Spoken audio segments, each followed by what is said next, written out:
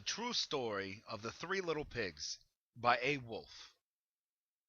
Everybody knows the story of the Three Little Pigs, or at least they think they do. But I'll let you in on a little secret. Nobody knows the real story because nobody has ever heard my side of the story. I'm the wolf, Alexander T. Wolf. You can call me Al. I don't know how this whole big bad wolf thing got started, but it's all wrong. Maybe it's because of our diet. Hey, it's not my fault wolves eat cute little animals like bunnies and sheep and pigs. That's just the way we are. If cheeseburgers were cute, folks would probably think you were big and bad too. But, like I was saying, the whole big bad wolf thing is all wrong. The real story is about a sneeze and a cup of sugar. This is the real story. Way back in Once Upon a Time, I was making a birthday cake for my dear old granny. I had a terrible sneezing cold. I ran out of sugar. So I walked down the street to ask my neighbor for a cup of sugar. Now, this neighbor was a pig, and he wasn't too bright either. He had built his whole house out of straw. Can you believe it? I mean, who in his right mind would build a house of straw?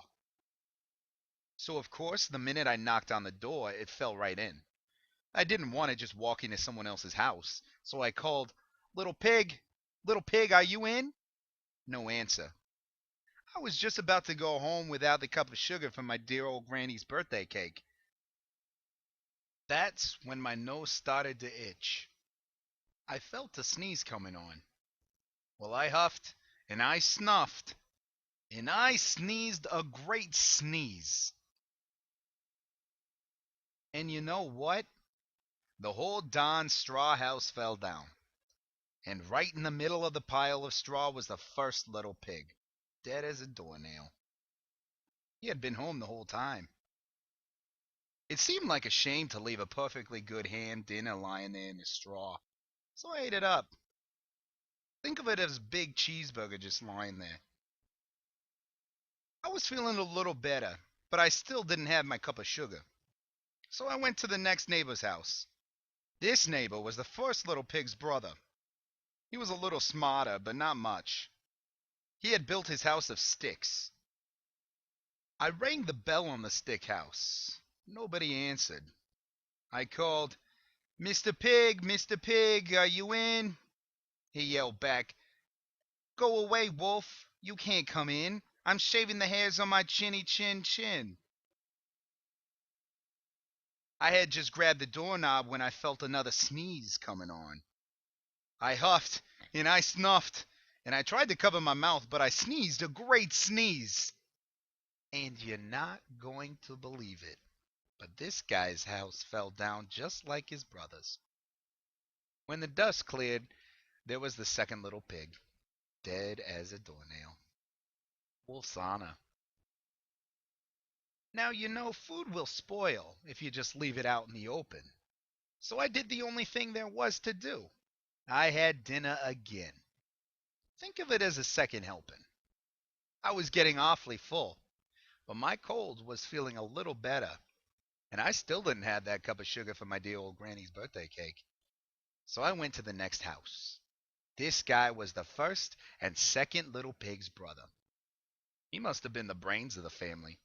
He had built his house of bricks. I knocked on the brick house.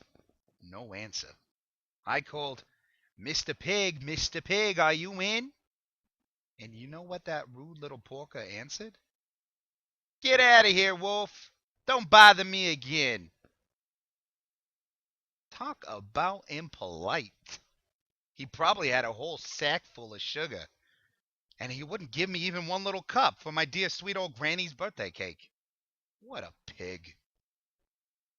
I was just about to go home and maybe make a nice birthday card instead of a cake when I felt my cold coming on.